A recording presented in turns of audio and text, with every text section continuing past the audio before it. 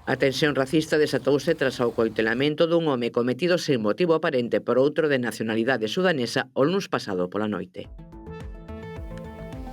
A cifra de viaxeiros nos trens de alta velocidade cae case un 20% nos 4 primeiros meses do ano. Os datos están motivados polos cortes e as reparacións nas vías despois do accidente de Adamuz. Aproveitan esta baixada o autobús e o avión, que aumentan un 4,7% e un 8,2% os seus viaxeiros, respectivamente. E os aeroportos máis pequenos piden á Comisión Europea que reconsidere o seu plan para limitar as axudas que reciben. Advirten o Executivo Comunitario que está aumentando a diferenza cos máis grandes, María. Sí, que a Comisión quere, sobre todo, concentrar as axudas nos aeroportos máis pequenos, con menos dun millón de pasaxeiros anuais, e eliminar os incentivos ás aerolíneas para crear novas rutas. E iso afectaría a terminais como a de Santiago, a Coruña e Vigo, que nos últimos anos recorreron a estas subvencións para, entre outras cousas, aumentar a súa oferta de destinos. A rede aeroportuaria europea pide manter as axudas para os aeroportos de ata 5 millón de pasaxeiros, porque din que seguen necesitando de importantes investimentos para modernizar a súa infraestrutura e mellorar as conexións, pero Bruxelas sostén que estas subvencións poden distorsionar a competencia. Pola contra, o sector advirte de que isto amplía a fenda territorial, tamén dificulta a conectividade das rexións máis afastadas dos grandes centros europeos e tamén limita a oportunidade de crecemento para moitos aeroportos medianos. O Banco Central Europeo sobe os tipos de xuro, era o esperado, e ese incremento é de 25 puntos básicos, así que quedan no 2,25. A suba supón un punto de inflexión, porque levaban case 3 anos sen aumentar o prezo dos cartos. Agora fano porque queren frear unha inflación que se mantén á alza. A primeira consecuencia da suba dos tipos notarase de inmediato no peto dos consumidores. Nos va a afectar a todos, porque el que no tiene una hipoteca, tiene un préstamo, tiene algún crédito por ahí, y cuando sube una cosa de esas que nos parece que no nos afecta, nos barre a todos. Os cálculos apuntan a que unha hipoteca media de 150.000 euros pode encarecerse preto de 60 euros o mes. Para la gente que tenga a plazo inversiones y demás, pues supongo que estará muy contenta, y en cambio, pues para la gente que tenga la hipoteca, supongo que será todo lo contrario. Nun mercado xa moi tensionado, este encarecemento do crédito complicará aínda máis o acceso a unha vivenda. Agora mesmo estaba máis ou menos equilibrado entre o que era o precio que pagan polo aluguer do prezo da cuota de hipoteca. O problema era a entrada da vivenda, ese 20% que había que entregar. Pero claro, se empeza a subir a cuota. A decisión do Banco Central Europeo en primeiro paso para atallar a inflación que se duplicou no que vai de ano na zona euro. Llevan bajos bastante tiempo y con todos estos problemas que hay en este mundo que tenemos por ahí complicado. Con esta medida búscase poñerlle freo á suba dos prezos coa cesta da compra de novo á alza.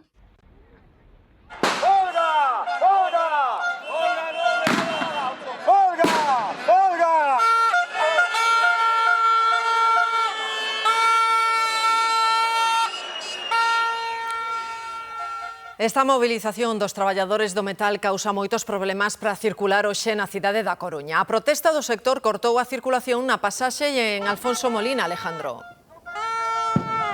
Sí, nova xornada de folga do sector do metal da provincia da Coruña que comprometeu a circulación durante esta mañá en diferentes puntos, como por exemplo en Perillo, pero tamén nesta ponte da pasaxe para continuar por unha das arterias principais da cidade da Coruña, como é a avenida Alfonso Molina. Unha manifestación onde, ademais dos traballadores da cidade herculina, tamén se sumaron os de Santiago ou Ferrol. Xornada de folga coa vista posta nunha reunión coa patronal mañá venres para negociar un novo convenio con melloras salariais, laborais e tamén en canto a prevención de riscos. No caso de seguir bloqueada esa negociación, din que continuarán coas protestas. De feito, xa están convocados novos paros para os días 16, 17 e 30 de xuño e 2 de xullo. O sexto día de folga no metal coruñés paralizou os accesos á Coruña este mediodía. A marcha convocada conxuntamente pola CIGA, UGT e Comisións Obreiras partiu de Perillo e obrigou a cortar o tráfico a Ponte da Pasaxe e a avenida de Alfonso Molina en dirección a entrada á cidade.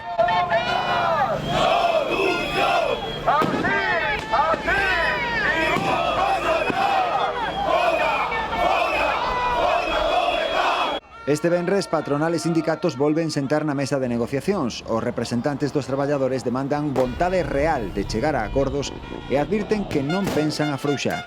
Capacidade de altura de miras e que teña efectivamente actitude negociadora para intentar mañán ver un futuro.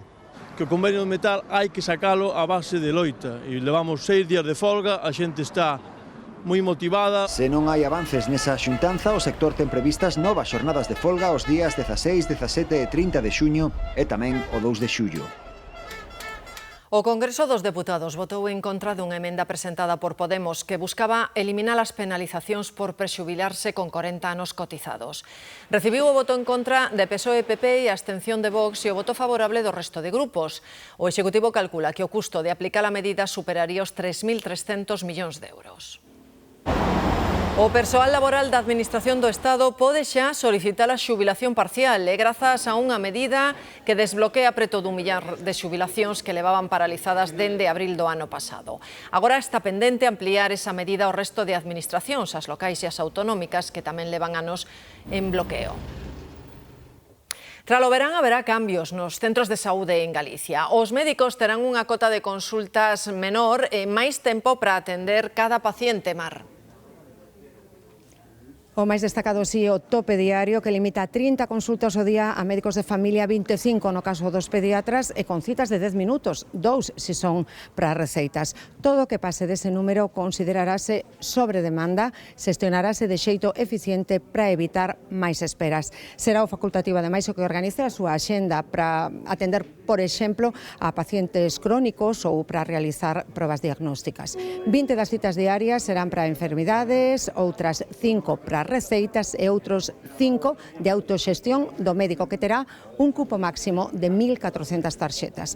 Os cambios teñen como objetivo que os médicos teñan máis tempo, tamén máis medios para facer unha atención integral do enfermo. O usuario, pola súa banda, poderá elexir o seu médico de familia ou pediatra a través do portal E-Saúde ou mesmo no seu centro médico habitual. Xa non vai ser posible xestionar as viaxes do Imserso nos concellos rurais. É unha medida que acaba de aprobar o Goberno e contra a que vai protestar o PP no Congreso e no Senado. Considérano unha discriminación dos municipios pequenos. O profesor de música dun colexio de Lugo acusado de abusos sexuais a unha alumna foi condenado a 5 anos de cadea. Noelia. Si a Audiencia Provincial considera aprobado que o profesor do Colexio de Albeiros lle fixo tocamentos a unha alumna menor de idade. Absolviu, non obstante, de abusar de outras 4 alumnas que tamén presentaran denuncia contra el durante o xuizo. O profesor negou as acusacións e atribuíunas a unha fabulación colectiva. A sentenza tamén o inhabilita para exercer calquer traballo ou actividade en contacto directo con menores durante 10 anos. Un incendio nun edificio de apartamentos de Mallorca provocou a morte de 2 persoas e hai unha ferida de gravidade. Os bombeiros tiveron que rescatar unha dúcia de persoas atrapadas. Sobre as 5:20 da mañá, os servicios de emerxencias de Mallorca recibían a alerta dun incendio nun edificio de apartamentos da zona turística de Magaluf. El moment que han arribat era molt violent, havia molta càrrega de foc. Era bastant violent, bastant potent.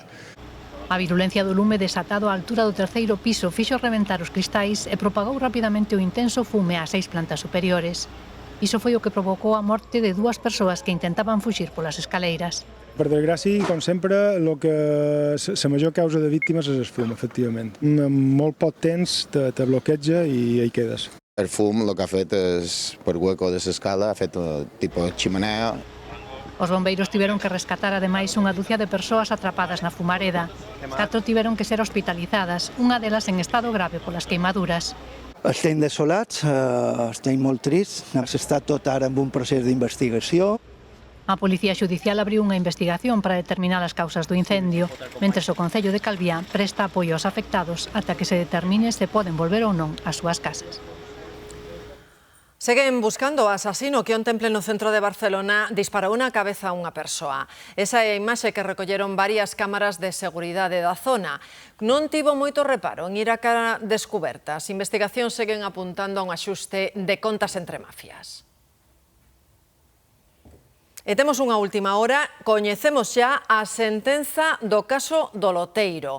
A Audiencia da Coruña condenao a 3 anos e medio de cadea por quedar coa primitiva premiada de case 5 millóns de euros. Que dato temos, Demetrio? Sí, acabamos, como decías agora mesmo, de coñecer esta información, 3 anos e medio de cadea por un delito de estafa. Eso que acaba de decir a Audiencia Provincial a este loteiro tampouco se poderá dedicar a ningún tipo de traballo relacionado con a venta de boletos ou a administración de lotería e ao mesmo tempo terá que indemnizar, pagar esa indemnización conxuntamente coa administración, coas loterías do Estado desas 4.700.000, algo máis de 4.700.000 euros. Tamén esta sentenza absolvese o seu irmán, que era o delegado por entón da Delegación de Apostas e Loterías do Estado, queda absolto, xa que tamén estaba inculpado. Así que noticia de última hora, como decíamos, o loteiro acaba de ser condenado a 3 anos e medio de cadea por un delito de estafa e a pagar máis de 4 millóns e medio de euros. Grazas, Demetrio. E o autor confeso do crime de Joel Quispe di que lle pediu a navalla ao seu amigo coa intención de asustar a vítima, pero que tras recibir unha puñada súa acoitelouno. Le estaban pegando a Joel entre 2 personas y fui yo a defenderle. Y lo fui a defender y me pegó a mí y como que me arrebaté un pouco y le fui a pedir la navaja a Yared. Hoxe tamén declararon outros 2 procesados. O mozo que acusan de ser o propietario desa arma homicida asegurou que a navalla era do autor confeso e non del. E o terceiro dos investigados que só respondeu a súa abogada e negou que pactaran unha estrategia común tralo crime. O autor confeso manifestou que cando ían camiño á casa aquela madrugada da Noiteboa de 2023 viron unha pelexa. El, segundo explicou, meteuse a defender a Joel, este deulle unha puñada e foi, dixo, cando se arrebatou. Ya areciaron lo billo que hacían en ese momento. Nada, estaban mirando. Mire, usted dice que se fue inmediatamente. ¿Joel usted lo vio caer desplomado? No. Es decir, usted le clava directamente en el corazón y se va. Sí. Es así. Y yo me acuerdo que seguía de pie pegándose con la gente. O mozo, o que investigan como cooperador necesario, asegurou que nin el nin o outro procesado levaban navalla. Dixo que a arma branca era do autor confeso e que ya arrebatara. Es decir... Cuando Joel le da el puñetazo, viene hacia mí a dejarme la chaqueta José Luis, en la cual llevaba la navaja y el móvil, las cosas que yo cogí para mis bolsillos.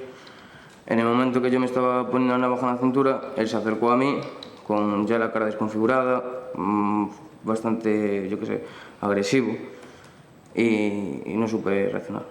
O investigado por encubridor negou que acordasen que facer tralo crime. ¿Usted vio en algún momento la navaja o el apuñalamiento? No. Nesta novena sesión, a Fiscalía elevou a cualificación de homicidio a asasinato o autor confeso da morte de Joel Quispe e engadiu a un segundo como cooperador necesario. Pide para eles 20 anos de cadea. Un barco incendiado na ría de Vigo e 2 persoas avalgan unha lancha salvavidas e o escenario dunha emerxencia que ben podería ser real. Desta vez era un simulacro. Son exercicios que forman parte dos adestramentos habituais dos profesionais de emerxencias. O ejercicio Mayday, Mayday, Mayday, aquí embarcación Monteferro Mirador. Fuego a bordo, repito, fuego a bordo. Abandonamos el barco, lanzamos balsas salvavidas. Con este chamamento de auxilio actívase o protocolo de rescate. Y patrullera de guardacostas Punta da Guía. Recibida llamada de rescate, nos dirigimos a la zona. Movilízanse embarcacións de gardacostas de Galicia, da Garda Civil e de Salvamento Marítimo. Aquí embarcación Monteferro Mirador, hombre al agua, hombre al agua, hombre al agua. O barco está ardendo, e ten lume, pois os figurantes teñen que tirar sonar e botar unha balsa salvavidas. O primeiro rescate faise dende unha embarcación. Despois é a quenda do helicóptero Pesca 1. Van cunha grúa de rescate, cun cable de seguridade, que aínda que é moi finiño, casi como un fío, aguanta moitísimo peso, pode izar incluso ata 3 persoas á mesma vez. A coordinación de todos os medios é clave. Raro é o mes que entre unhas cousas e outras non se fagan cousas así. Tens que estar preparado para un exercicio que un día pase algo nun caso real. Estes simulacros permiten garantir o éxito cando hai unha emerxencia real. O incendio forestal de Huelva quedou estabilizado a primeira hora da mañá despois de queimar máis de 5.000 hectáreas en 4 días. A mellora da situación permitiu regresar aos seus fogares o centenar de veciños que aínda estaban desaloxados. 4 días despois de que se iniciara, o incendio forestal de Huelva quedou estabilizado. Unha decisión tomada polo Comité de Dirección do Plan de Emerxencias por Incendios Forestais de Andalucía, Infoca, despois de comprobar que o traballo nocturno dos bombeiros no perímetro do incendio conseguiu evitar que o lume seguirá avanzando. Pero esto transforma ya el incendio a otra dimensión. Eso quiere decir que tenemos seguridad, que tenemos garantía y que ya la siguiente fase pues, sería la de control y extinción. Cos novos datos sobre a mesa, o nivel de emerxencia pasou do 2 ao 1, polo que os 96 veciños que permanecían desaloxados puideron regresar aos seus fogares. Tamén a unidade militar de emerxencia retirou os 250 militares e 80 vehículos despregados na zona do incendio. A media mañá, o administrador de infraestructuras ferroviarias autorizaba a circular de novo pola liña Huelva-Zafra, pechada este mércores pola proximidade das lapas ás vías. O incendio arrasou máis de 5.000 hectáreas pertencentes aos concellos onubenses de Villanueva de los Caballeros, San Bartolomé de la Torre e Gibraleón. En Lucenza, no concello de Cualedro, a Mancomunidade de Montes leva case unha década traballando na prevención de incendios forestais. Fano con cabalos de pura raza galega e vacas cachenas que pastan libremente nos montes comunais, contribuindo á súa limpeza. Comezaron con 18 cabezas de gando, hoxe superan as 130. Foi tras un grande incendio en Cualedro no ano 2015 que os veciños de Lucenza decidiron actuar e miraron cara onde sempre se mirou, a eses animais que eran quen de manter limpo o monte. Así que no 2017 pecharon no seu comunal 5 cabalos de pura raza galega e 13 vacas cachenas. Agora suman xa 135 cabezas de gando, fundamentais para loitar contra o lume. Este ano mesmo cos incendios que houve, moitos e gordos, este pueblo casas do todo, as vacas fixeron o seu traballo. Houve zonas que non se queimou a raíz de que estaba desbrozado por causa das vacas. Gracias aos animalciños que pelaron todo, salvouse moito terreno. O comunal ten pechadas unhas 100 hectáreas de arredor de Lucenza, as que suman os terreos cedidos por moitos veciños. Manter todo limpio a non ser imposible, non podemos facer. Pero que axuda do gando un poquinho máis. O gado axuda moito. O gado, de feito, vendes que isto está beixiño, a silva ou outro matorral que haxa, ou non sube como onde non andan os animais. O sea, os animais é unha cousa boa. Tiña que haber máis, pero ten que haber máis que non se atende. A explotación non ten un fin económico, só o de protexer os seus montes. Un corremento de terras obriga a paralizar unhas obras ilegais fronte ao Parque de Bonaval, en Santiago.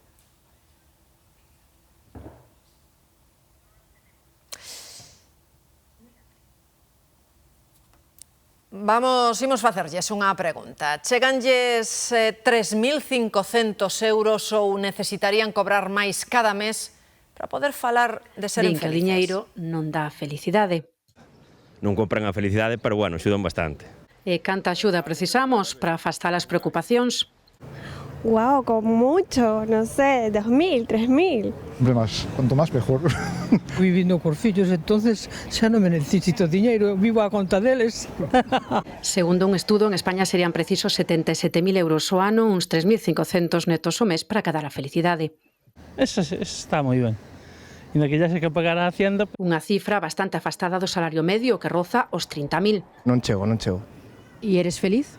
Sí, a ver, é unha pregunta que necesitaríamos todo o telexornal. Estar bien puede estar bien cualquier sueldo, outra cosa es que sea feliz. Porque a felicidade, din, está noutras cousas. No, o que é felicidade é a salud. Sempre estar bien acompañado. No tener tanto dinero e estar uno solo. Es aburrido. Ter parella, estar ben ca familia, ter salud, sobre todo eso. Decirlle pues, todo o que a queres, cousas así que son un pouco melifluas, pero que a realidade que son as importantes, ¿no? Cando morras non te vas levar eses 3.500 o cada leito, non? O presidente de AC Hotels by Marriott completou este mediodía a súa peregrinación número 40 a Santiago. Antonio Catalán chega, acompañado dun equipo de 100 persoas con directivos e empregados da cadea. Leva 4 décadas cumprindo a súa promesa que lle fixo o apóstolo cando a súa filla Carlota sufriu un grave accidente. Para sumar con un cero aquí por encima, haciendo marcha atrás, y yo hice la promesa de ir. Y bueno, de esto hace 36 años oficiales, pues Carlota es la directora del litigio mundial de Iberdrola, con lo cual no ningún problema. Todo ha ido bien, la ruta ha ido perfecta. O impacto da inteligencia artificial no traballo dos xornalistas ou a capacidade dos medios públicos para reter talento nun contexto cada vez máis competitivo son temas que se debaten en Santiago nunhas xornadas organizadas pola Corporación de Servizos Audiovisuais de Galicia, a Federación de Televisións Autonómicas e a Universidade de Santiago. Damoslle as grazas na CESAGA pola súa fidelidade. Onte dous programas foron líderes de audiencia. O informativo Galicia Noticias liderou a franxa da mañá con máis dun 25% de cota de pantalla, con picos por riba do 28%. E no prime time, Land Rover Show encabezou os programas de entretemento, con preto dun 13% de cota. E falamos agora do tempo, xa por riba dos 30 graus en zonas do sur de Pontevedra e aínda poden subir un pouquiño máis ao longo da tarde, xa que tenemos moito sol. É certo que o nordés sopra con intensidade no litoral galego e fíxense nas temperaturas. A partir de mañá, en puntos como a Coruña, Ferrol ou Lugo, tamén chegaremos aos 30 graus e que hoxe comeza un episodio de calor, un episodio de altas temperaturas que polo menos vai continuar durante a fin de semana. Como sempre, despois de Carlos e a información deportiva, contamos todos os detalles. Viaxamos ata Bangladesh para coñecer un curioso animal, o búfalo máis famoso do país, alcumado Donald Trump polo seu característico floco de pelo louro. Trátase dun búfalo albino que ia ser sacrificado hai semanas, pero fíxose viral e o goberno de Bangladesh decidiu indultalo. Así nos despedimos. Ata mañá.